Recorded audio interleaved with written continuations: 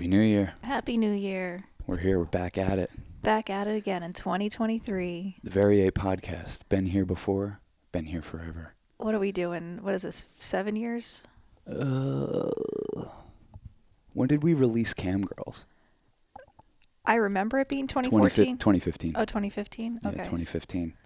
When we put out Cam Girls in Florida, man, we started the podcast. So this will be our 8th year of doing this. How do we not have more episodes? That's what I want to know. Like, what? Yeah, I know. I was asking you that the other day. I'm like, did we skip 100 episodes by accident? Are we really 100 episodes more than we have? But I think what threw us off is that we did a morning show called The Come Up, and we did 100 episodes of that. And not only that, we have 50 or 60 or more bonus episodes on the Patreon, patreon.com/churchofchill. But yeah, that's probably what seems to have slowed us down. We've never stopped. We've seen a lot of other podcasts start and stop since we started doing our thing. Can't stop, won't stop. Yeah, totally. At least we're reliable. Yeah, we are reliable, I guess. So what should we do? Should we start off the new year with a prayer or something? I think that would be really sweet. It's a bigger part of our life than I think people know, prayer. It freaked your mom out the other day. That was so weird. Yeah, she was very triggered. Yeah. We were about to do a podcast, and we always just say a prayer right before the podcast. Let's let this be our best one yet. Let the words flow, whatever. And your mom is like, "You're not a Jesus freak, are you?" Well, she was like, do they know that you're praying that it's your best podcast yet? I'm like, I don't know. What are you talking about? Why would that even, are we doing something bad by saying that? Yeah, it's funny. She was almost like it was non-consensual. Yeah, exactly. Yeah. And she gets worried about us. It's funny. Well, she knows the power because she does, I grew up playing bridge with my parents and my grandparents, and she would always whammy the cards, and I'd get really mad at her because it really worked every time. She'd be like, hold on, and she'd go like this, and she would always have the best hand, and I'm like, ugh. I was like, you're no more whamming. We're not allowed to whammy anymore. Yeah, I mean, I think all it is prayer is just using your faith to mold your reality to something a little more conducive for your heart's path, Totally. I mean, I think when you're praying in the highest interest of all and saying that you give it up to divine will, I mean, how could you be, I don't know, I'm not looking to pray anything oh, help me and hurt someone else, Yeah, exactly. If don't help me if it's going to hurt someone, We'll that would be a dark prayer. Yeah, no. I'm sure people do That's more do magic. People do that shit all the time. They do. They pray for people to fucking get hurt or die or suffer or whatever. It's fucked up, You think that's going on a lot? I think it's maybe not in the context of prayer, just maybe in the I just wish. Well, it's all a prayer. Right, okay. It's all a prayer. This is just what we're doing is just a little bit more ritualistic, I guess. Right. We try to start our days like that, and we try to end our nights like that. And it has nothing to do with religiosity or some monotheistic God or anything like that. It's kind of just speaking to the universe, which is speaking to ourselves, what our highest intentions are. What are your highest intentions? To flow with life, I've definitely lived swaths of my life where I did not feel like I was flowing with it, and I was my own worst enemy. My inner voice was not helping me; it was dragging me down. I think I've learned to tame that a little bit, and I've learned to tap into some magic, and I want to use that magic, and that's the flow of life, because it is a very magical thing to be alive and take human form. Jesus Christ. They say the odds are I don't know how they would calculate these odds, but the odds of being born a human being are 1 in 4 trillion or something like that. Well, that might have to do with the amount of sperms. Yeah, probably. Your little spermie is competing with 4 trillion other little spermies. Yeah, to try exactly. to hit the egg first. Yeah, but that's my prayer for myself is I want to be the sperm that hits the egg and make shit happen, So I don't know. Why don't you say more? Why don't you lead us in prayer? Okay. Let's do it. Okay. I'd like to set a prayer for this year, 2023, that May everyone discover new things about themselves, new things about the people they love. Without judgment, may we love deeper and more fully. Use truth as our shield, as the Mona Lisa says. I pray for expansive horizons and exciting new surprises, and may we just be in harmony with our truest self, and may we harmonize with our environment and our communities and help where we can and how we can. That's a good one. Is that good? Yeah, that's Yep. for everyone. Yeah, that's the idea. And here's how we close all the prayers. This is where the real magic is. We say, Amen, Aho, Ai, Whoop Whoop, Ay Ay Ay. And we're down to always add to that. Yeah, that's where we're at right now. Yeah. It's always growing. It first came to us through a really bright soul in our life, James Peach. And he says, Amen, Aho, Ai. And then we, in our men's group, added Whoop Whoop to it. And then for the juggalos, you know. Yeah, we got to shout out the juggalos. And then we just added Ay Ay Ay. Yeah. So that's how it closes now. That's how you seal a prayer and send it off. Oh my goodness. Yeah, I pray for good health for us too. Oh yeah. Yeah, see the thing is the prayers don't stop. Like Yeah. Yeah. Well, you're in touch with your desires. You're in touch with like how you want your life and your days to feel and your body. You're getting more in touch with how you want your body to feel and how important that is to the whole thing. Spent the first 2 days of this year up on a mountain. Yeah. Yeah. It's pretty crazy how much your body can change in like 1 day, 2 days of working out. For sure. If you've been eating right, you know, and just being mindful about that stuff, it doesn't take like that much exercise to be feeling and looking incredible pretty quick. For you, it takes one time. You'll sit around for 6 months, do one hike, and your body's totally different. You know, you look like a jacked model. I'm going to try to keep it up. We'll see. Yeah, you kept saying that as a New Year's resolution that I definitely did not force your hand on. Where did that come from?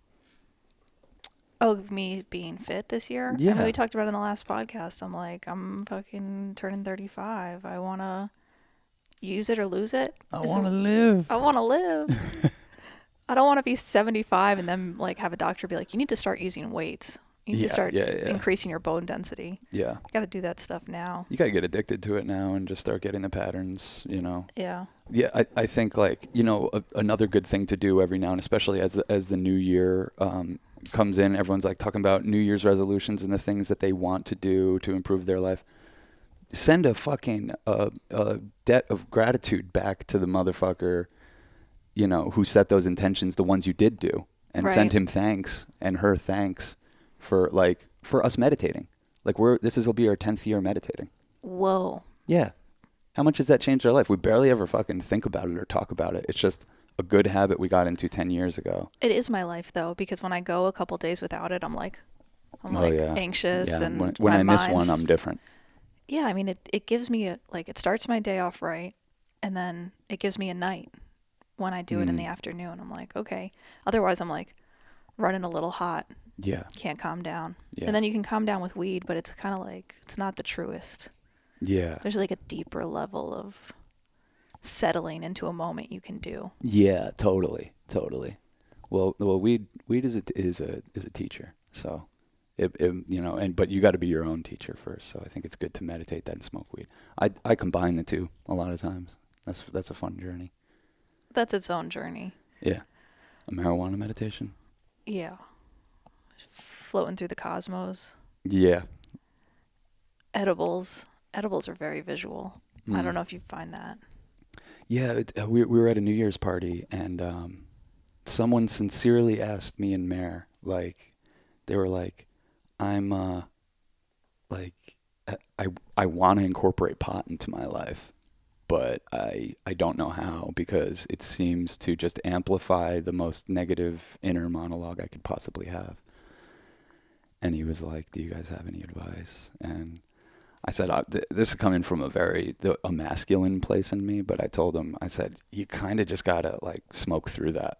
Like those alarm bells that's setting off in you are actually a gift, you know, that you've overindulged in the hyper masculine of your life, and that there's a whole nother conversation going on inside that needs to be heard. And this plant will remind you of it, because this plant's a very feminine spirit, and it comes on and it can wreak chaos on people.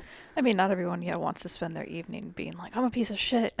No, not at all. But I think that I think you can smoke through that, though. I do think you can start to gain a tolerance and start to intentionally work with the plant and say, like, cool, what do you have to offer me? And start to listen to it. And here's the key, is to start to make adjustments in your life to serve that thing better. Yeah, it's like an incredibly humbling spirit. And sometimes that can be very uncomfortable, because you do it and you're like, oh man, I was not nice to that person, or I was uptight about this, or, oh, I've fallen behind on that. And you kind of have to take your medicine. Totally. Well, I think partly for me is like, in all my experience with this plant, it seems to want you to chill out. Like, it really likes taking human form, and it likes when we make music or listen to music or laugh with our friends or watch a dope movie. It loves all of that stuff, but there's a little bit of a barrier to entry, you know? So I don't know. I like to think of it as something that comes along. It's going to be your best friend, but at first you're going to have to really kind of get well acquainted with yourself before you can even go on that journey, if that makes sense. Yeah, I mean, it's kind of like psychedelics, like, or acid is like a more extreme form of that, where it's like, it's not always easy and it's not always comfortable, but it's like through those experiences, you get a different grasp on life, that when you learn how to dance with that energy and understand that there is energy to dance with, and that, you know, it's challenging you. Yeah. Like, you can't win at acid. Like, no. You know what I mean? You can't, or any of these drugs, you can't like beat it into submission. Yeah. Like, it will outdo you, like, all rounds. Mm-hmm. Yeah. And so once you realize you can't beat it, you have to surrender to it. And then when you surrender to it, there's like a flow of love and acceptance that you can tap into. Yeah, exactly. That's not judging yourself. Like, you accept the mistakes you've made. You're not judging other people. You accept what is, and so that you can float downstream with the experience of life. And usually, I think the most powerful companion to that is your breath. So, like, it's kind of like weed with breath, acid with breath, all of these things with breath. Because, like, our thought patterns are so strong and they want to cling so tightly that we were talking about this with Mary the other day. It's like, you can't really break the pattern until you get bored with yourself. And get bored of your thoughts, because you think they're so important. You think like you need to worry about something or you won't do good in the future. And if you don't worry about that, or you can't make the right changes, but it's all there. And, at least for me, as like Mary was talking about too, is like, once you get so sick of your anxiety and your fears and your concerns about whatever, when they become boring, it's like, that's the real death rattle of your anxieties, is when you're now bored with them. You're like, geez, I'm worrying about this again. And the escape hatch is and was all along your breath. Listening to your breath, that is meditation. That's all it is. It's tapping into a much more eternal and primordial conversation. It is the word of God, if you're listening, because it will bring you back into the moment, and it'll bring you back into the moment with heightened consciousness. But it's a hard thing to do, because everything's fucking so goddamn stimulating in this world. You know, it's a hard thing to do, to not be overstimulated and have your senses overpopulated by your fucking thoughts. So that's partly why I love weed, and I love talking about weed and meditation, because for me, like, if this plant is calling for me to chill out and stop taking such a hyper-masculine approach to my life and my thoughts and my relationships, it's asking me to clean up. Like, you know how I can't sit down and write a treatment or come up with ideas, like, unless the house is clean? Mm-hmm. That's kind of what weed's like. And all with the your relationships thoughts. Are clean. Yes, yeah, exactly. Like, my house needs to be in order for me to be myself. So now I just figure out more ways to keep the house always in order so I can party. Because that's what it's all about. It's all about the party, right? Well, it's all about just mining for joy and because I feel like we have a system that really tries to steal that from you at every impasse. Yeah, I know? was kind of having this realization about Christmas. Oh, yeah. Because I want to be good, and I want to make people happy. For Santa. You want to be good for Santa? I want to be a good Santa helper. And so, like, and I've gone through Christmases where I, like, feel like, oh, fuck, I didn't really. Like, you have 5 nieces and nephews. Yeah. I'm like, I can't handle not having, like, a gift for all of them at Christmas. Like, I want to see them happy. I want to. The gift is you and your presence. And then this year, I realized the gifts get opened in 5 seconds. No one cares. It's like, it'll probably just get thrown in the closet. But, like, the gift would have been if I had gotten, like, oh, instead of giving each person a bag of art supplies, saying, like, the gift is this evening. I was sick on Christmas, so I couldn't do shit anyway. But for future, it made me have the intention for future years to, like, really set the space, because what I would have really loved to do with the kids is, like, make art, not just give them stuff to do art with them. Yeah. You know what I mean? I agree. And so I don't told know. you, I was like, this is the last year we're wasting our money on buying. I'll still give them money, but, like, maybe just give them money. That's the move. Yeah. That's the move. Just be like, here's $40. Like, for a kid? Like, are you fucking kidding me? Like, I think the beautiful thing about Christmas is thinking about the people and, like, giving it thought. And I think there's something beautiful about that. But I think I traded consumerism and thinking about them in a consumerist way when I could have enjoyed the moment and, like, done this thing of what we're talking about, like, find the joy in the day, in the moment, and set the space and put all my intention into, like, okay, how can I curate, like, a really beautiful, like, community shared family experience, you know? Yeah, yeah. Well, I told you after I this know. year, it was a good year. There was a heavy reckoning year, 2022. Yeah, In it a was lot of like ways. a lot of, like, I don't know Yeah. how everyone else did, but it was, for us, it was like a lot of ups and downs, like really high highs, really low lows. Yeah. The low lows, like, where to the point where you're, like, suspicious if you're even doing the right thing with your life. If you've completely fucked up, you're, like, just questioning everything in a really kind of just the worst way. But the highest highs we've ever had too, So now I think it's just like, how do we fucking figure out how to ride that wild in a more sustainable way? But that was one of the last reckonings of this year. Even though the last week of the year was like, whoa, we got to make some adjustments. Like, wow, we don't need to drive ourselves crazy every holiday season buying a bunch of useless trinkets for kids that don't care. What they do care about more than presents is presence. Mm-hmm. And that's why they love us so much. Like, we can't really do wrong in their minds. So let's just be present. I think that's the best thing we can do. And instead of being like, oh, we're going to go Christmas shopping for the kids right now and somewhere early in December, we just say, like, let's go over and hang out with them. Let's go see if we could write a song with them. I bought Maddie a little ukulele. Yeah. Yeah. I told her too, and I didn't expect her to get it or anything like that, but she's a freshman in high school. I said, you might not thank me for this now, but at some point you will. At some point you're going to be great. I pictured her being, like, in the dorms in college, like, playing around and singing and writing songs with her friends and being like, my uncle got me this. That's when she'll think of me. So, Yeah. Yeah, totally. But then, and then also, we had such a good time on New Year's Eve, but we were like, we need our own place. We should be the people hosting. I'm not a good guest.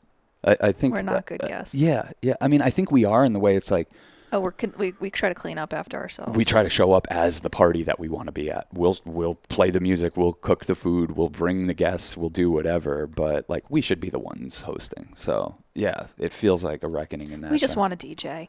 It's like really so simple. That's what it comes down to. We just want to hear the songs we want to hear. We just want a DJ. Like, I just want a DJ. Yeah. I mean, by my DJ, I'm like, I want you to DJ. And Yeah. What are you trying to hear? half the time I don't know. Come on, give the people the taste of what. Because I see you. You have headphones in all the time, and I said, "What are you doing?" And I thought you're listening to an audiobook, but you're listening to music all the time. I'm just. See, this is like our whole relationship. You've just, like, played music, right? Yeah. And I have no idea what I'm listening to half the time. I have done you a huge disservice in So, song titles. You know more bands than I know all fucking these anyone. songs. You know the songs and you know the bands. You don't know the song titles or the albums that Yeah, they so come I'm from. like in this period of discovery Yeah, yeah. where I'm like learning for myself what songs I love. And I mean, I already know what songs I love, but I'm like, oh, that's that one. Cool. Yeah. So what is it? Come on, give some recommendations. We did this last one. I don't want to duplicate anything. So, yeah, I'm putting you on the spot. I don't know. We go through such phases that like sometimes all I want to hear is Bruce Springsteen. Sometimes, Really? well, like it's around Christmas time. You got a little bit of the boss in you. I love that because there's, I think people are either super hot or cold on the boss, right? Doesn't it seem like? Yeah. A lot of people that I've met, especially in the music snob scenes that I've danced around in, are like, hell no to the boss. Well, he's got like a lot of jingle in there, so it really feels like this time of year. Sometimes it doesn't feel appropriate to listen to the boss any other time of year. Yeah, like, yeah. Even his non-Christmas songs sound a little Christmassy. Yeah, yeah, totally. I do think of him as more, it's winter music kind of. Besides the album Born in the USA, that's a summer album. That's for driving around this country in the summer. Darlington County, Cover Me, Born in the USA. I've been listening to some Funkadelic lately. Really? Mm-hmm. Our favorite lead guitar player. I mean, we don't talk about Jerry because he's like the angel on top of the Christmas tree. Right. But right behind him, I'd say Eddie Hazel from Funkadelic. Yeah. Jesus Christ. He doesn't get talked about enough in the conversation of great guitar players. Emotive. Just completely emotive. Like, there's people like Eddie Hazel, like Jerry Garcia, Prince. They really just open up and bare their soul through their guitar playing. And I mean, that's what everyone's doing, but they have such a grasp on the instrument that they can take it to new dimensions. It's what I like to think that we're trying to do with documentary, is like get as good as Jimi Hendrix was at guitar at documentary, so we can just do really far out and psychedelic things. I think we're doing that. Yeah, you have all the play space once you've like. Yeah. Mm-hmm. Like, I've made every kind of documentary, and they're not all like released under my name. I worked for History Channel for 4 or 5 years, so I got to do a lot of different kinds of documentaries, and like the formulaic, basic ones, the Talking Heads, the Talking Heads. Think listen to them a lot lately. Great fucking band, and Tom Tom Club. Oh yeah, Their we should sister shout band. out that live performance of. Devo. Oh my God, I've been listening to Devo too. Devo has a live album from 1978 that is like, I mean, we're fucking. They call Devo fans spuds. We're huge spuds. What I was talking about though is that Talking Heads live performance I've been trying to watch with you again. Oh yeah, Stop Making Sense. So good. I like. Directed by Jonathan Demme. That's another thing I do love about hosting is like deciding what you put on like on the TV too, where it's just like kind of. Do you think we've hosted a lot of gatherings where people left there like, I need to rest now? Like, what the fuck? These guys just played a 4-hour Ween show. Fucking gave me ketamine. And I know so we have much to. pot. I need to rewatch that Chicago one, Ween in Chicago. Oh yeah. But no, people have left our apartment lost. Like I don't know how many people have like hit me up like either later in the night being like I took the wrong train going the wrong direction, or like I left and I didn't know which way to go, and Or I had to go to the park for 2 hours afterwards. Just regain my senses. well, because people try to smoke like we do, Yeah. and it's like a lot for some people, Yeah. to like pass the joint that many times. And Yeah. And I think, like, I don't know, maybe it should be just like spoken more, and more potheads need to say this. If you're around and you're the type of person that doesn't want to smoke pot or just wants a hit or two and people keep handing it to you, just pass it. Just, you know what I mean? You don't have to make a speech. You don't have to make a statement. You don't have to give a toast. You don't have to give excuses. If I'm smoking and having a conversation and I pass it to you and you don't want anything, what are you going to do? Just take it, pass it to the next person, right? seems to make sense. Yeah, I'm just throwing that out there.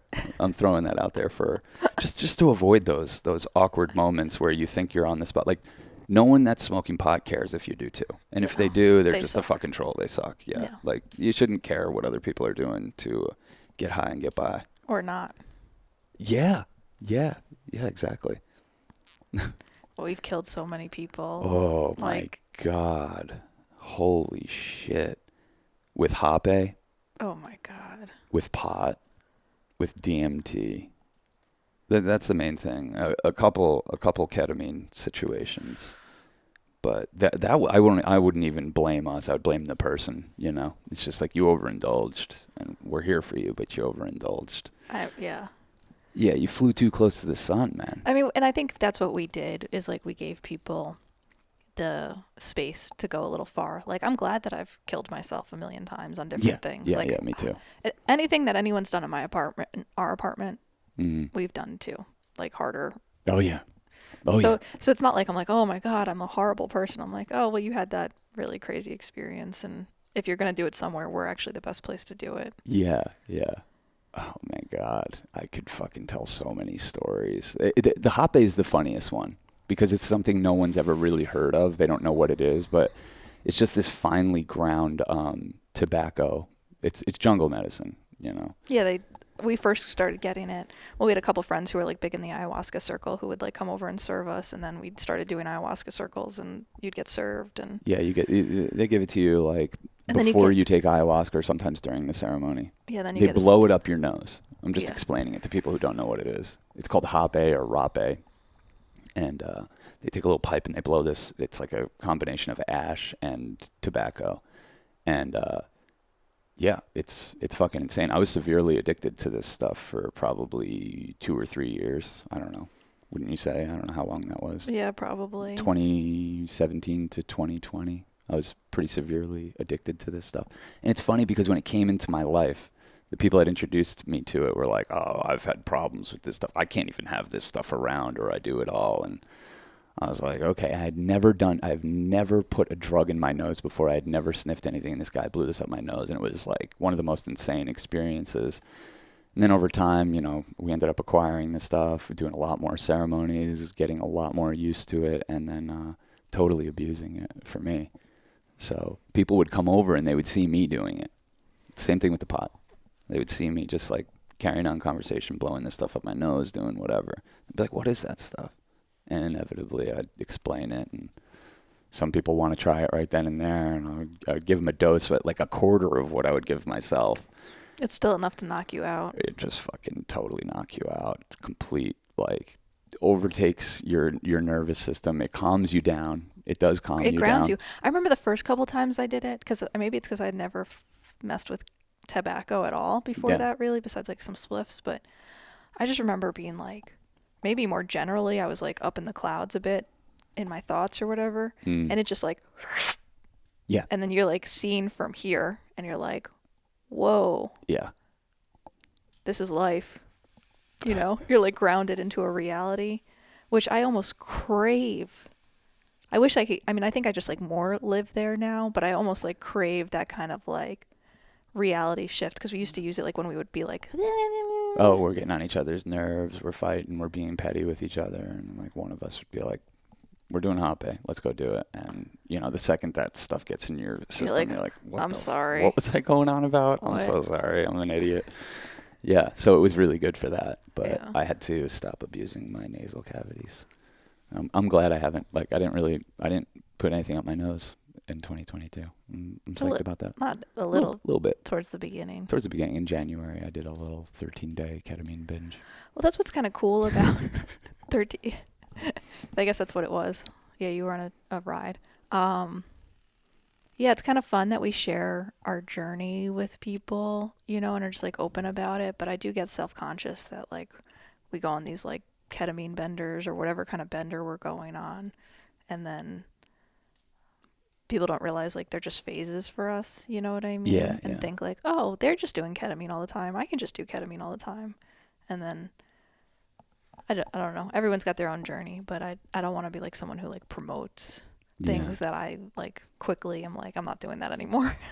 Yeah. I mean, look, ketamine might have been a bigger problem had it been more effective. If I could like still effectively get into a K-hole, I might be still messing around with it, but like it just came to the point where it's like Didn't do anything. It didn't do anything. No matter how long we would wait, you know, we'd wait 2 weeks, we'd wait 2 months, we'd wait 6 months between doing it, and you couldn't get back to that place anymore. It was a great companion during pandemic, though.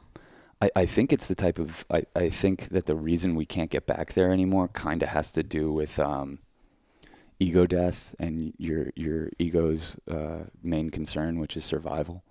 Mm-hmm. And so it sees that you use this substance to destroy it and totally decimate all of its abilities, and eventually it's like you're putting your ego through cross training. Mm-hmm. You're training it to be a little stronger, to not let go of everything, and you know the substance becomes a little bit useless. Like nitrous.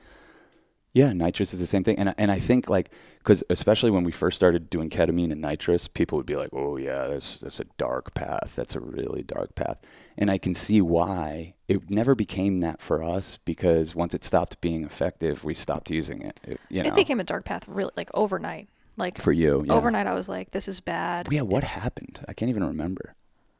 Well, nitrous for me was like this like expansive, huge fucking feeling like, whoa, way out there. Having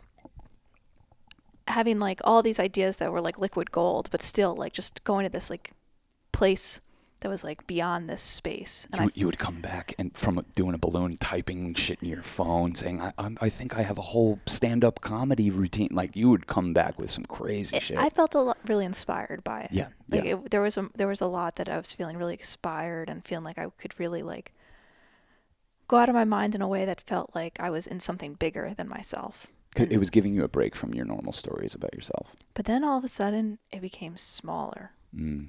And I felt like it was like my vision went from like being able to see 360 to like this. And then it was like this. And then it got to this point where it was just like a pin drop.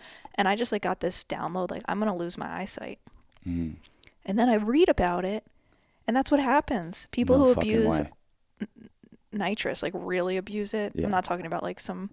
couple whippets here and there. Yeah, I'm not talking about whippets. We're talking about having a tank in your apartment and like having to set an alarm for 3 hours because you don't know how to or when to stop because you don't know what the fuck is going on. You don't know what time is anymore. Yeah. That's where we were at. Yeah. And I was like, I'm about to fucking go blind. Yeah. And I like, because it really, it reduces your B12, which as like being plant-based, we already have probably really bad B12. And, also probably like makes you less able to like have a kid if you wanted to, like that's even if you don't want to have a kid, it you just don't feels want that weird. You don't want that. You don't want to limit your options because you want to inhale some fucking gas. Like what the hell am I doing? Yeah. So yeah, you got spooked. I remember, like I was just chilling in the living room, and you came out like, "We're not doing nitrous anymore." There were so many times. I was like, "Chill out, chill out. What are we talking about? What did you just read? What happened?" You know. Well, I got the download, and there were so many times that I fantasized about carrying the nitrous tank up to our roof and just like letting it out because I was like, "No one should have this."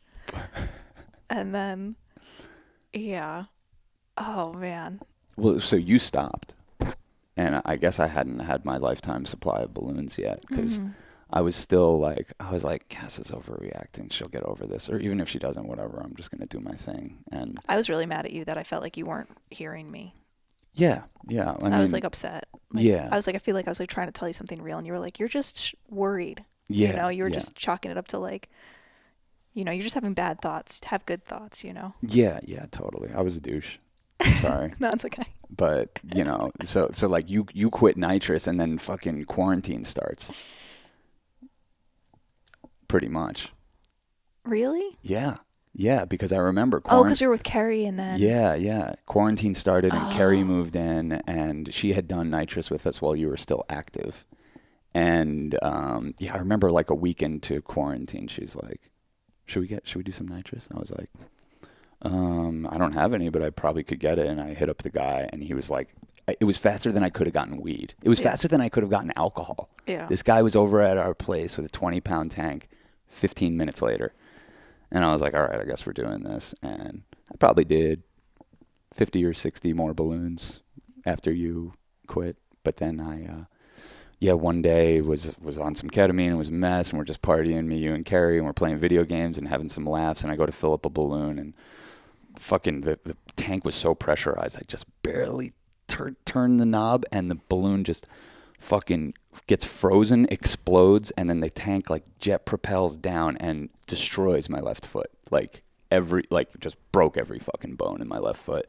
The tank's spinning around. Cass has to jump on top of it. And that was also the second time I've had to jump on a like live. Like I think that's why I hit my balloon limit a lot faster than you. I've had to jump into action, straddle a fucking yeah. Yeah, exactly. Our whole it's apartment like is filled like with fucking nitrous. Can you imagine what our fucking neighbors must have God, I can't even. Whatever. So anyway, I destroy my foot, and that's when I was just like, all right, whatever. I'll take that as a sign from the gods. Yeah. I'll call it a day. And now, I think now looking back at it, we say that I think everybody has a certain amount of balloons in them. I think. For most people, it should be probably like 75 to 100. Every sensible person. I mean, I'm sure there are people who get to the place where they're dying every time they do it, and they like that. You know what I mean? Like dying in a way that's not expansive, but like small. And yeah, just I like life too much, I think. Yeah. But it is a little bummer that we can't, like, I don't go to a show and like get to share that experience, because that was kind of pretty fun, like being on acid and a little ketamine and then doing a balloon in the parking lot and being like, whoa, this is the highest I've ever been. Yeah. What a sacred combination. No, we burned it out. We really did. It's okay. I remember the good times, though. I remember totally. we saw a Dead and Company show, and we had taken some acid, and during the show we were doing ketamine. I remember there's like a 9-year-old girl sitting next to us, and I'm like, we're just learning about ketamine. We're just learning like how much to take and whatever. And we took a bunch during the show, so we're on acid and ketamine, and then we come out of the show, got some balloons, and we're just like laying there. Like that's the holy trinity of if you want to go to Neptune, as Mer would say, that's the holy trinity. That's how you get there. Acid, ketamine, and fucking nitrous. Holy shit. And we loved it. Yeah, I mean, it taps you into what some of these deeper truths may be, which is that, like, life isn't what you think it is. It's kind of crazy. You kind of have these moments. Time is kind of an illusion. Yeah. Your past and future are not what you think they are. It's weird that it like these drugs, this like whole field of drugs, like the hippie stuff, they all have the effect on me of taking my life less seriously, but also taking it more seriously in some ways, you know? Like I take it and I'm just like, oh man, yeah, we made all this shit up. Like, like all that type of stuff. Like we made up money. We made up this economy. We made up work to survive. Like, I could give myself a little bit of a break, but it also shows me like, wow, my life's a blank canvas. I really can kind of create my own reality, and it makes me want to be more disciplined and do something about it. So yeah, well, your reality is your karma, and your karma is kind of like your previous interactions. And so like when you become aware of your karma, like you do on weed, which can give you anxiety, you kind of want to be like a little more mindful of the like vibrations you put out and the energy you put out. And I think that's also where like you were saying,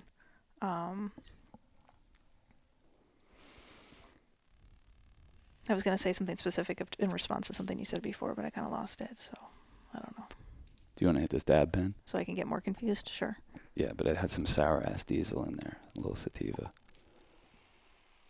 It's their first time smoking this on the podcast, the new Puffco vape dab pen. Oh, what I was going to say is because, like, you're, like, taking life more seriously and less seriously. Like, I think, like, the movie we just did, Wooks, I think a lot of people can watch that and be like, oh, there's no wisdom here. And then some people see it and they're like, oh, this is all wisdom. Yeah. But it's, like, kind of on what level are you looking at life? Mm-hmm. Because if you're looking at life on the level of, like, trying to get back to work. Yeah, or, like, we got serious about having fun. Mm-hmm. I think that's what I'm trying to say. Yes, that's what I'm trying to say. Yeah. Exactly. I got way less serious about one thing and way more serious about another thing. And being serious about fun also does take some discipline, because that means, for us at least, we're not taking jobs. You know, we'll take gigs, but we're not taking jobs. So we're in the deep hustle of our life. the deep hustle. So we have to take that seriously. You have to have discipline. You have to have practices to identify and serve the muse, figure out ways to get projects made, figure out ways to get your voice out there, figure out ways to express yourself. Cass is just tending to the fire here if you're just listening to us. If you're just listening to us, the show is on YouTube. If you ever want to see what we look like. I don't know why. But. Well, I don't know. We like to, when we watch podcasts, when we listen to podcasts, we watch them because I think it's nice to hang out. Yeah. You know? Yeah. So one day we'll be in the VR headset so you can really hang out. Hell yeah. Yeah, that would be fucking rad. That'd be version 3.0 of the show. This is version 2.0. Version 1.0 was audio only. Now we've been on YouTube for like over 100 episodes. Yeah. I kind of like that our old episodes are kind of like lost into the wind. You know what I mean? Yeah. Like the first 100 so episodes were great, but you know, we played music and didn't really realize how much that would limit us going forward. Copyright stuff. We were just like, whatever. We just want to put out the coolest transmission. It doesn't matter if it limits our reach. And now we're not doing that as much.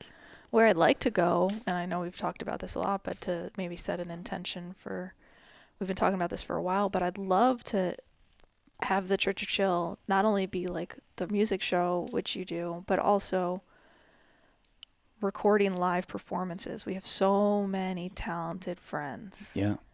And I'd really think that we have the platform. Now we have the subscribers, like 20K. Yeah. To maybe be like an outlet for people to like discover new music. And Yeah, like kind of like what WKXP does, yeah, exactly. or like what Tiny Desk Concert does. Or yeah, whatever, exactly. Just like our version of that. Yeah. Yeah, even if it's like one camera, one shot, like have a live experience, you know? Mm-hmm.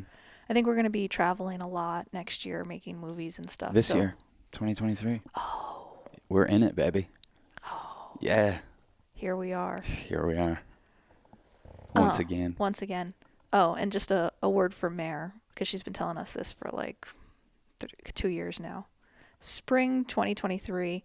If you're having a rough time. Or have been having a rough time, like since the quarantine. Yeah. There's going to be astrological shifts that should be significant for everybody. Yeah. That could lighten the load. It's going to really get better in 2026, she says. Jesus Christ. I feel like she keeps pushing it off. No, but she doesn't push it. She has been saying 2023 since we met her in 2020. The spring of 2023, She said that's when things are going to lighten up a little bit. Yeah.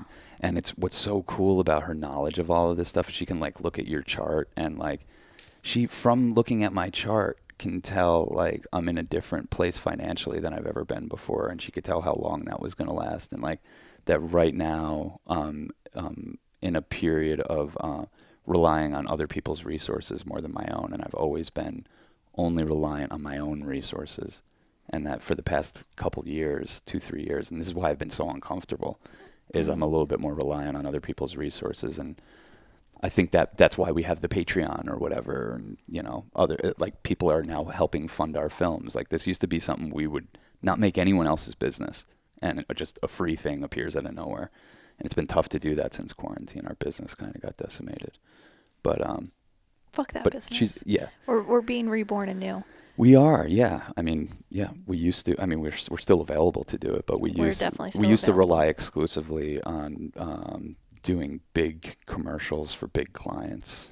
And not that we're not open to that, and not that we wouldn't like really be grateful for that financial relief. Especially. Definitely, I'm not trying to send a bad curse on that. No, we're definitely calling that stuff in because it helps us make movies, and it helps our movies like be even more wild and just continue to evolve into what we want. But yeah, I think that like this is like right now we're starting development on a feature film called Wild Magic, which is kind of about America's spirit. And it's definitely going to be a poem, and we're going to meet a lot of really cool, mystical people from America, and it's going to be very unexpected. If you know anyone who's particularly magical. When you hear the phrase wild magic, if whoever the person that pops into your head, even if you don't know them personally, leave it in the comments. Or just hit us up directly. Yeah. Just hit we're email casting. Cass@veryape.tv. Yeah. But point being, okay, this is our first project that someone approached us and said, what are your ideas for projects? And we told them a few of our ideas, and they said, we would love to fund that. So we're going to take that money and make our magnum opus. Yeah. Yeah. Hell yeah. Yeah. It's all been leading to this. It feels like it. Yeah. To the point where when we were editing Wooks, we were getting a little stressed out. We're like, this has elements of wild magic in it. Should we hold this character back? Should we not?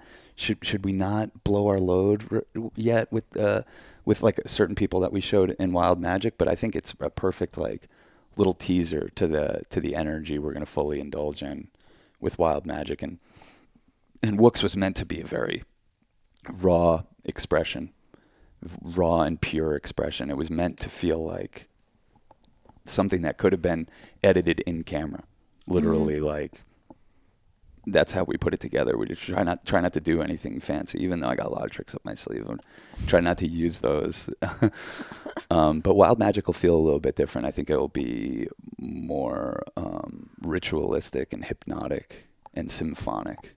Mm-hmm. Those are the words that come into my head when I think about that project. And we have a beautiful canvas to play with that title and with the energy we're calling in by calling something that, and focusing it on American mystics and just keeping it as simple as that.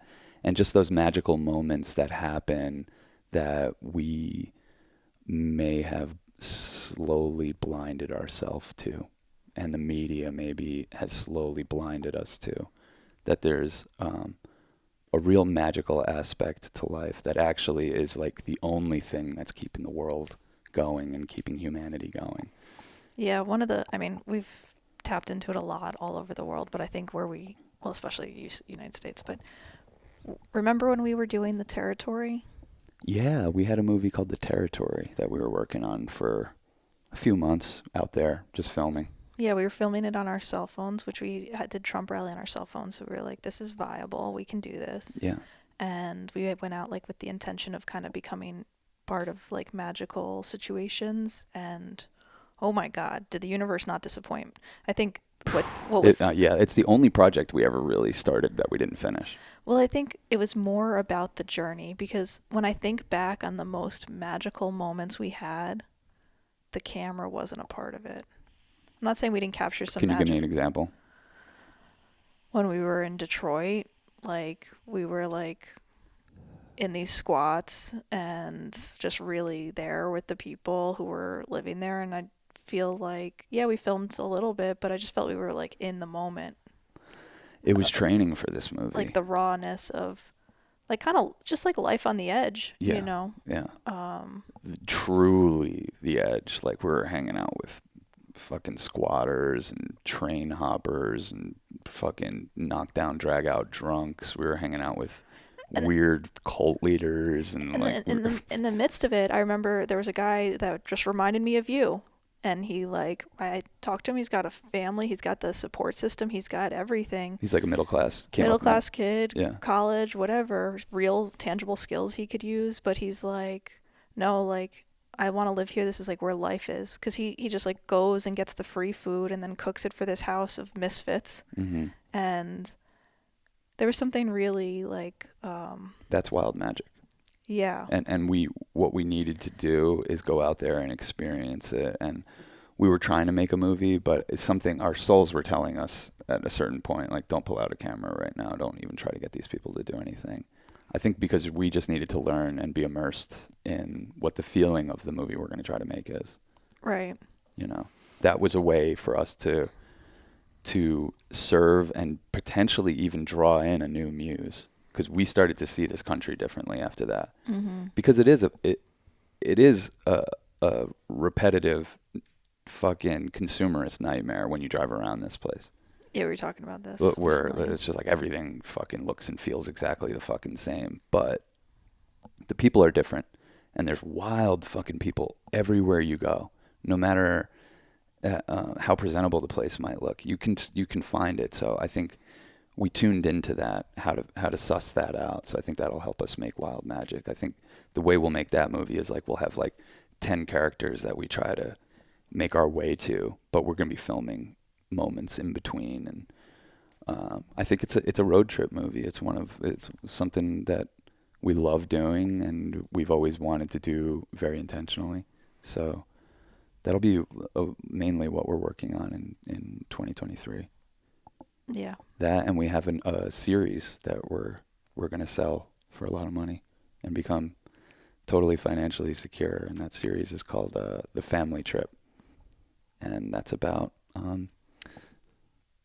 intergenerational psychedelic exploration.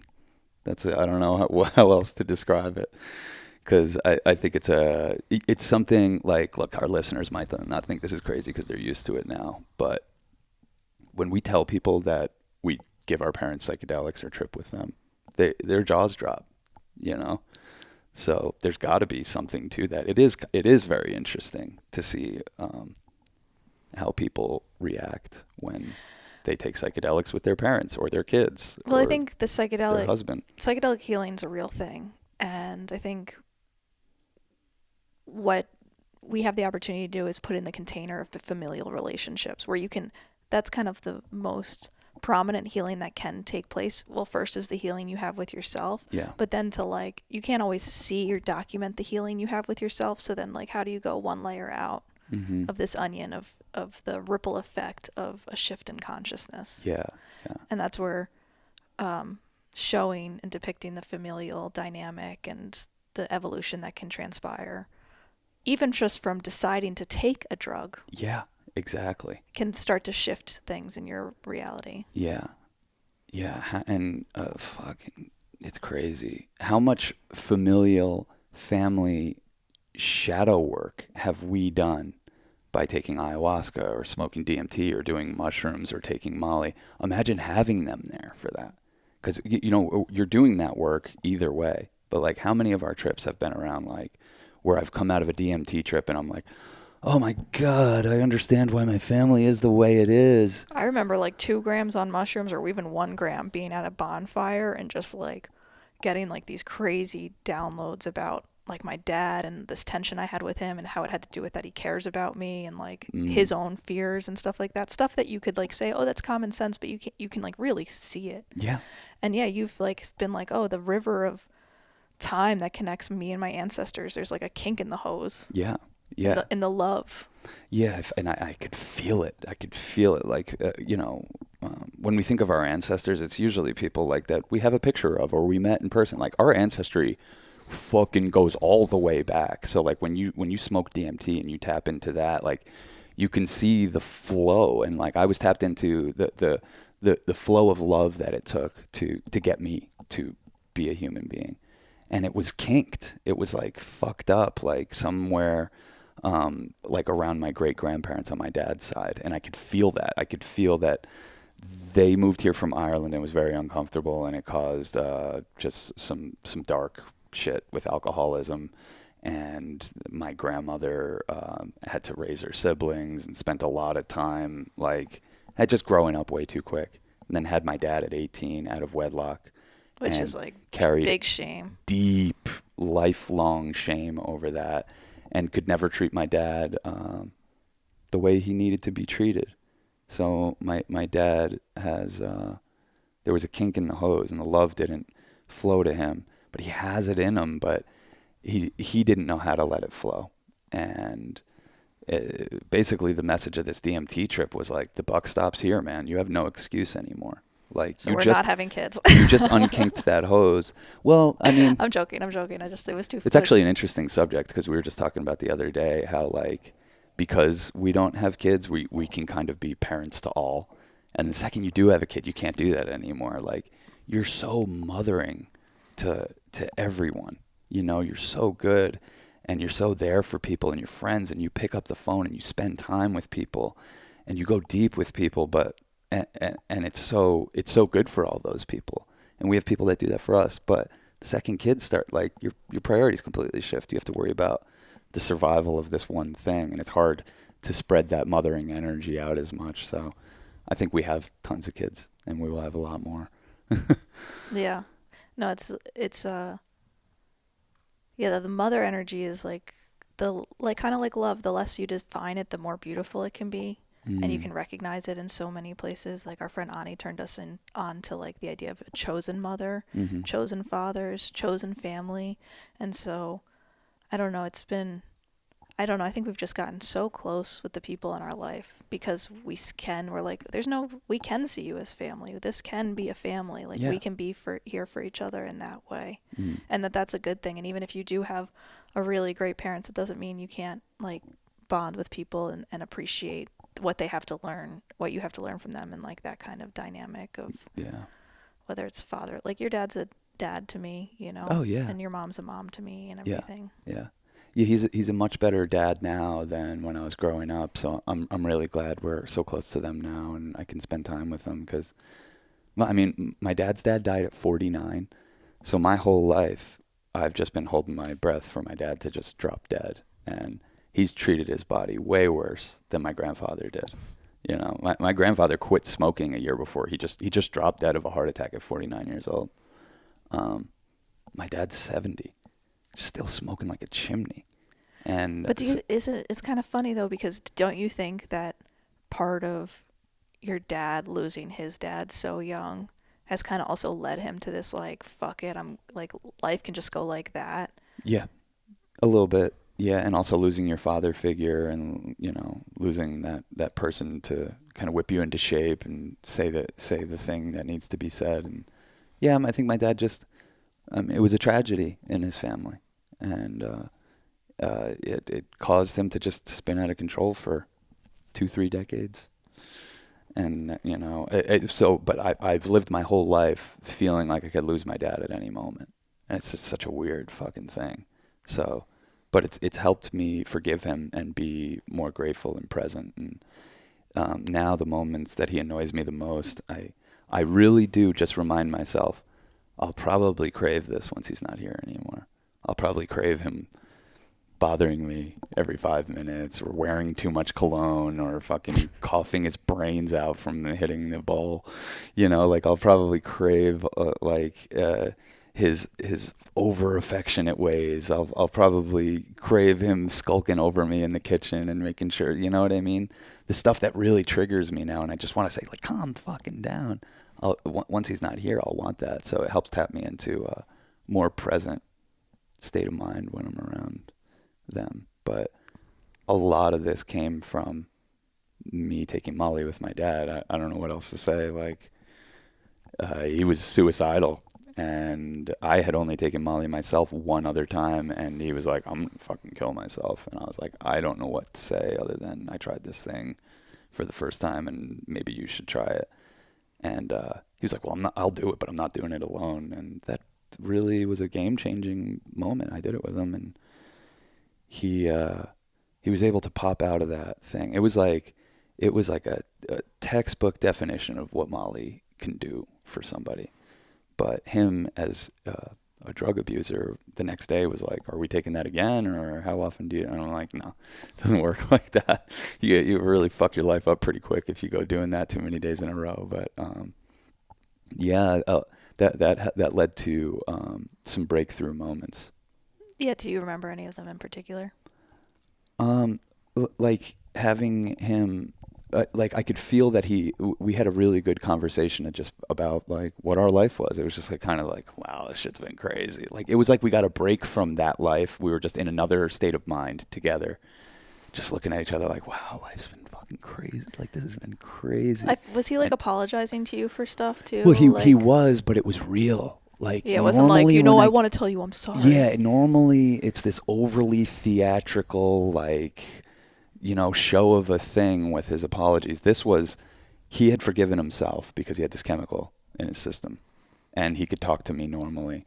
And I could express some stuff that I think I would have danced around on eggshells otherwise, because I don't want to send him spiraling into a shame, blame, guilt cycle. So normally I would avoid these stuff, but I was able to talk about some stuff and say, yeah, I mean, yeah, I don't know. When you guys left me down in Florida when I was like fucking 18, you just turned 18 years old, and like my dad was trying to kill himself down in Florida, so that my family just left, and I was 18. I was like, that fucked me up. I don't know, like, he was just able to hear, and we were able to just process some stuff. And you know me, I'm big into like, if I feel like I'm heard, it's all good. Yeah. It's all good. Yeah. Yeah. It's crazy because it's crazy because sometimes I'll do this thing where it's like, and I'll do it with you and Mare mainly, but like I'll like demand respect or demand an apology, and I'll be screaming, I demand an apology. Come on, what the fuck? Why can't you just say you fucked me up and you're sorry or whatever? The second that I'm heard and that you process that and you start to apologize, I'm like, oh no, sorry, it's all good. It's like it's so weird. I don't even need the apology. I just need to feel heard. It's crazy. It's crazy, and I'm crazy. So, I don't know. I'm just learning. It's really hard to listen in a way that it's hard to, because like sometimes I hear you and I'm like, okay, I get the message. We're gonna do things differently or whatever. Yeah. Like, But I'm like, did you hear me? yeah, that's the part that's really annoying. Yeah. I'm like, we're doing it your way. I heard you. I'm sorry. And it's like you want, like, I used to think you wanted me to cry in order. No, I hate that. Like it, like, but like there's something that about me crying that I feel like was like, okay, she really gets it because now she's feels as deeply emotional about this thing as I do, you know? Yeah. And I think I'm just still working on my communication skills, and I'm not very good at it because I'm very stubborn. Yeah. And, Yeah. you know. You're a total fucking heartthrob in every way. Like I would say close to perfect, but you're very stubborn. You're very stubborn, and that's it's cool. It's like the juice of our relationship. That's like you gotta fight in relationships. You know, conflict is gonna happen, and it can be a gift if you fucking figure out how to work through stuff. Yeah. So I feel like if you weren't stubborn in some ways, we would have this really out of balance relationship where I was just like a tyrant, you know, because my tyrannical ways will run out of control unless they're like called out. So you call them out. I think you're stubborn sometimes. Can you do a really big favor for me? Sure. And I know this is a big ask, but I gotta pee. Can you just do a quick ad for our Patreon and new shirts and everything? Oh, wait, show the back of it first. All right, I'm gonna show the back of this shirt, which Mare designed. Our new Church of Chill shirts are available now. It's a limited supply, so get one while you can. But they're really cool. There is a emblem on the front that says Church of Chill, and it's a flaming heart with 3 swords through it. There's butterflies, 6 different butterflies on the sleeves, and then the back. It says peace, love, and magic. Peace, love, and magic. It's imbued with a lot of magic, but I really gotta pee. I'll be right back.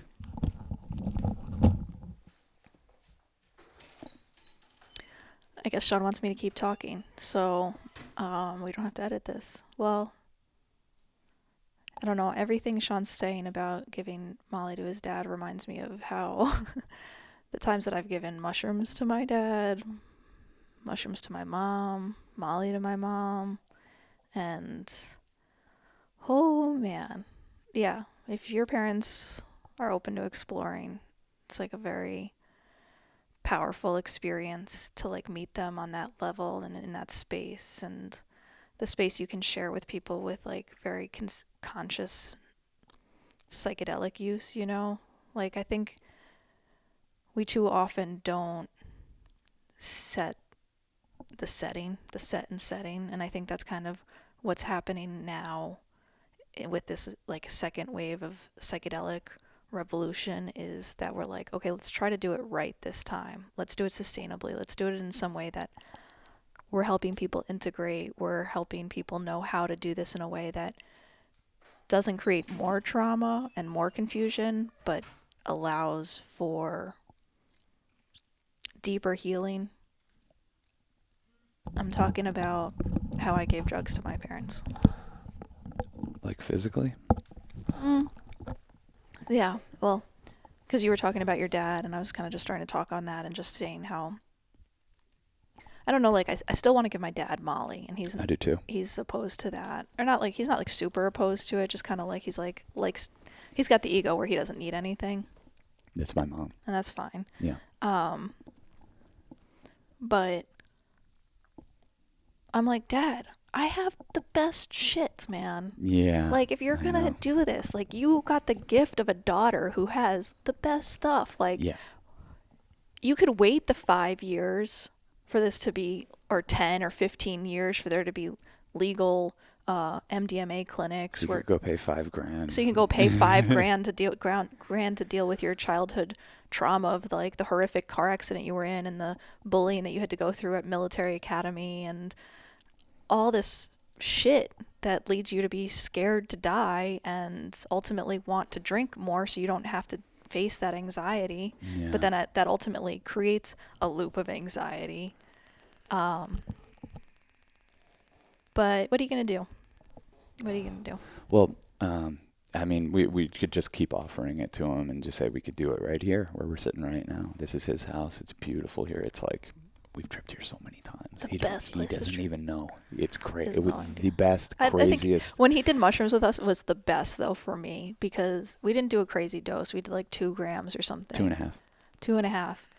And he just was like, because I think us having been in a throuple and psychedelic and all of a sudden wanting to talk about Jesus all the time and, and at the beginning being like very proselytizing about mushrooms because we had just felt such like a immediate, profound benefit from them. But once he sat and did them with us and like I watched him process some stuff from his life, he was like, oh, this is what you guys are doing? I remember him saying that. He said it to me. I was sitting right here with him, and he just told me his whole life story from just like a place of forgiveness for himself. Mm-hmm. And after he told me his whole life story, he's like, "Oh, this is what you guys are up to? Yeah. Like this is the thing?" Yeah. Like, yeah, we love it. Like it's not some wild. I mean, it can get wild, but it's not it's not the. He's used to drinking. He thinks we're after the same thing he's after from drinking, but with this thing. Yeah, and you kind of like, want to go no. towards a party of sin with drinking or something. Yeah. Oh, yeah. There was a moment that kind of felt like we're not going to get married because we don't care, and we actually like that we're not married, but there More was accountability. Yeah, more accountability, exactly. We're not stuck in this thing. We choose this thing. Yeah. But there was this moment where he was like Cass is my daughter, and like there was like I think it can kind of seem creepy sometimes the like handing over, but like there was that kind of like you're Cass's guy, and I trust you, and I trust you, and you're gonna look after her the way I look after you, but like also there is kind of like okay, this is happening. I felt like I don't remember the exact words he said or how it all happened, but I was like, whoa, we just got married, you know? Yeah, like he finally gave his daughter to me. Well, yeah, it was cute. Yeah, he walked you down the aisle. Yeah, that's kind of exactly. Yeah, Totally. That's good. Yeah, it's interesting, like almost the night and day between like we dose our dads, and it's one thing. It's usually like us being like, cool, we'll do therapy with you, and we dosed you. We'll sit here and do therapy with you. With your mom, she's a party. She's taking care of her shit. She's looked after herself. She is a fully formed. She's in her final form. So when we take psychedelics with her, it's a damn celebration. Yeah. It's us celebrating that we're alive, that we're still here together. My beautiful daughter's all grown up. We get to have fun together. She's like, let's go blow bubbles. Yeah, they're out there blowing bubbles, taking walks, making art, painting, like fucking just No, my mom's become such an acid head. Yeah. We gave her acid for Christmas, and literally at 7 p.m. she's like, well, can I do some of it now? And I'm like, she didn't. Mom. She barely even asked. She was putting it in her mouth as she asked us. She's like, now would be good, right? Bloop, bloop, bloop. It wasn't like a huge amount, but I was just like, it was enough. would have kept me up for 12 hours. Let's just say that. Yeah, exactly. Freaking wild woman. Yeah, but these experiences are like kind of what give us the fucking the balls to fucking make something like the family trip. It's like we've done this stuff. We've been there for it. We know the basic realm of possibilities that could go down, and we want to celebrate that because I think we made a movie called Joshua Tree, and it has a mother and daughter tripping together, and so many people wrote to me like, I used this movie to convince my mom to finally take mushrooms with me, and it totally changed our relationship. And I'm like, I couldn't receive a higher compliment for what we do. It like literally impacted your life. You used something that we filmed to impact your relationship with your parents? Yeah, so we did mushrooms for the first time, like 10 years ago now? Yep. And I was 32. You were 26. I don't know. I'm Yeah. 34 now, Yeah. so 8 years ago, I guess. No, it was 10 years ago. Oh, yeah, you were 24. Fuck, you were a young one. Not as young as most people It start felt doing like I was old to be doing this for the first time. It felt like you were at the perfect age. Yeah, I was probably at the perfect age, but I kind of felt old that like I hadn't done it in high school or college or something. Yeah. I kind of was like, my point is, we've been doing this for a while, and like when you first do it, you're like, everyone's got to do this. Yeah. And now you're like, then you go through a phase where you're like, no one should do this. Yeah, yeah. Like, because your you life, put yourself through this spin cycle so many times. You're just like, why am I recommending this to people? Like, this it totally turns your life upside down. Yeah, this is an elephant. Yeah. As Ramdas would say. You're like about to welcome an elephant into the room. Yeah. And I'm glad we did. No regrets at all. Of course. It's the best thing we ever did. But not everyone's life can as comfortably carry an elephant in the room. Yes. Yeah. Yeah, exactly. And we were kind of already set up to do that. But now I'm really at the place where I'm like, mature usage of this stuff with people who are at the space where they're like, I'm drinking more than I want to. I have more anxiety than I want to. I'm depressed. I'm in a dead bedroom. I'm in a dead bedroom. Wouldn't that be cause for psychedelics? For like that could I don't be know one if of I- our, that's one of yeah. our episodes. I feel like of Family Trip. You know what I mean? It's like a couple who's like yeah, going through. They're like struggling with intimacy. I think a lot of people do. I think it's like it is inherent to the game these days because just the way people grew up and a little bit, more attached to the internet and detached from real life and human beings. And Do you think that's what's causing dead bedrooms? yeah, I think that there's just so many other things to fill your time and your life with that are like tailor made for you, including your sex life. You have this very specific to you type of porn that you seek out and jack off to, and your chi is fucking useless. You don't have any. Your wife gave you a look when you approached her for sex once and she didn't like it, so you got spooked and you never approached her again, and then fucking 2 months went by. I was reading about this on Reddit last night. This was the rabbit hole I was in. It's a dark rabbit hole, but I end up in it through other threads. Someone inevitably says something about a dead bedroom in a thread about other things, and then people just flood the thing with some guy will be like, I haven't had sex with my wife in fucking 2 years. Someone will be like, I wish. I haven't had sex in 12 years. I don't even know why I'm with this person. Like, don't you think a Molly trip could help those people? There's obviously a reason they're still together. This is just like, hey, let's do something to break those fucking negative thought patterns that keep you guys away from each other. And Well, I think bring it on back also home. like loving yourself is like a big component of sex. So if you don't feel confident, like you wouldn't necessarily want to share yourself with someone else. I think is like a big thing about it too. It's huge. Or like huge. I think going through the process of like loving your body Yeah. is good, and not always wishing something was different and being present with what is could really benefit your ability to connect. Oh, absolutely. Yeah, it's at the heart of it. I mean, and it's tough, and the internet and social media has affected all that with giving people weird body image issues, and let alone that we're in a society that exploits people's labor to the point where they don't have time to take care of their body. They don't have they don't have good food in their life. They can't afford it. They don't have time to cook for themselves. They don't have time to sleep properly. So they're fucking all over the goddamn place. And how can you expect people to be intimate if your life is all over the fucking place and you're not taking care of your body? When you are taking care, we were just talking about it today. We exercised twice in the past 2 days, and like our sex is way better. And you're like, wow, that's kind of crazy. And I'm like, you're embodied. You're normally, you got your head in the clouds, and now you're in your body. Is that what it is? Yeah, definitely for you, for sure. You're much more airy. You're very airy, and when you're exercising, you're more engaged with your body. And the blood's flowing, and at least for men, there's more testosterone flowing. That's a huge thing with dead bedrooms too. A lot of people are talking about testosterone levels. That if the male partner is the one that's like Having a hard time, it's usually low testosterone. But the fix for that is like horrible.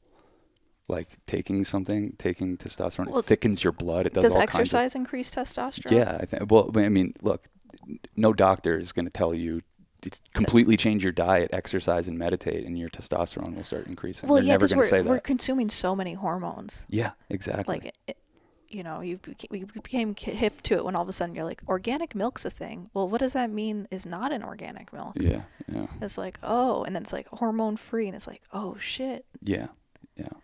And I mean, I have theories about why I think gender does need to be deconstructed, but I think people are really, there is a lot of, if it's people are getting born into the wrong body, like, I think we should be looking at why. Yeah, exactly. Yeah. Well, that's part of this, like, grand reckoning, and it's in a very, like, well, it's why psychedelics really are, for me, synonymous with a reckoning, because you're not going to be able to hide. You're taking down, basically by taking a psychedelic, you're taking down your ego's natural immune system to protect the heart. And I don't know, to me, like, if there's reckonings to be had, let's have them. That's why I take acid so much, and if I'm taking acid and I'm having a good time, that means I'm doing the right thing. You've talked about this a lot. Like, you live your life to have good trips. And then I have good trips to live my life. Yeah, exactly.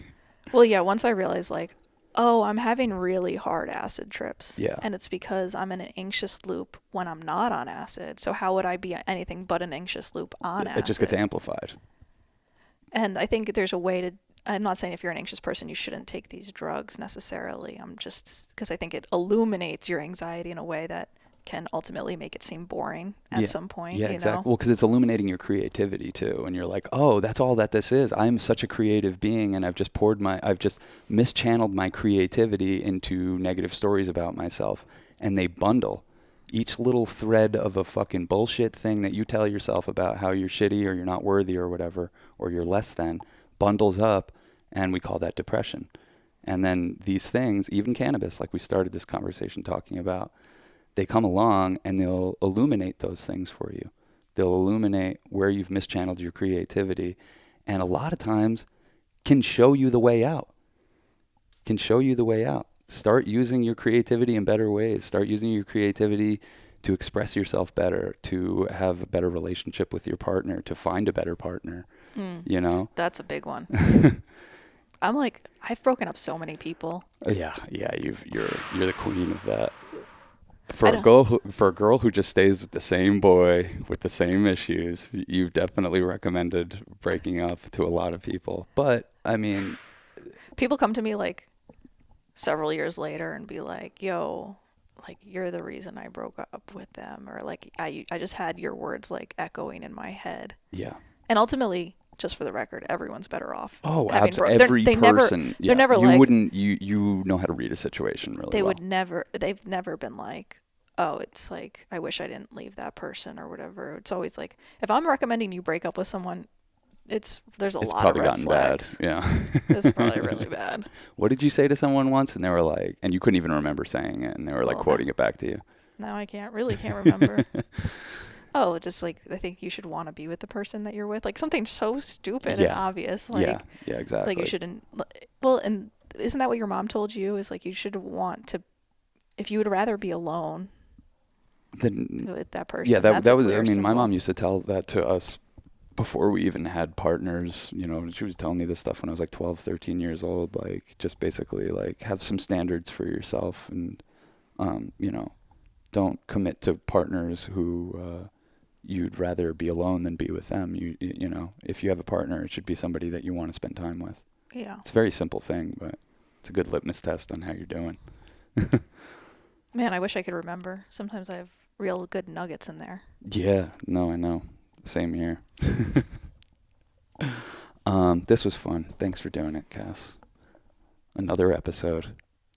Oh, was I supposed to talk about the shirts? Because I never did. I went to pee and I was like, just do an ad for our shirts. Like, Oh, I totally fucked okay, that cool. up. Well, like I said, there's a limited supply of these beautiful new shirts that Mare designed. I don't know if we got a good shot of it, but I'm gonna put a. Maybe we could even put a link yeah, on the video potentially. yeah, But yeah, at least there'll be one in the description that links to our Etsy shop. yeah. You That's can how buy you it. get one of these is through Etsy and They're very charged. yeah, I didn't want to wear the same shirt as you for one, but I've been pretty much wearing mine nonstop since I got it. mm-hmm. It's so comfortable. Comfort Colors, my favorite long sleeve shirt brand. This is a version we had, our last version from like 2 years ago, Mm-hmm. that I still love and wear all the time. They hold up real nice, and yeah, you just like as dreamy as you can be. Yeah, they say peace, love, and magic on them. That's definitely the energy you want to carry into this year. So yeah, we have that, and patreon.com/Church of Chill is the home for all of our secret content. The podcasts that are a little too spicy for YouTube. Yep. Our Church of Chill episodes, which are filled with copyright infringements. But really good music, really good vibes. Really good music, really good vibes. We basically just do a weekly radio show of music that people should smoke weed or trip to. Or draw to. Or make art, whatever. Mm-hmm. And what else was I going to say? Oh, you know what I'm going to start putting on there? What? Is director-producer commentaries for our films. Yeah, okay, totally. I think that's really cool. So maybe we'll record one for Wooks like this week and put it up there. We might have to call Joey into this one. Yeah, it could be cool. We'll just Cool. talk about the making of the movie and, give a little bit of background as to why we made it, what the movie's about, some of the stories about the characters. We can go a little deeper. Cool. Yeah, so patreon.com/Church of Chill. It's pay whatever you want. So it's really worth it, I think. Come throw us $1 and join our Discord through there where you could talk to other like-minded heads. So thanks for joining us. Peace, love, and magic.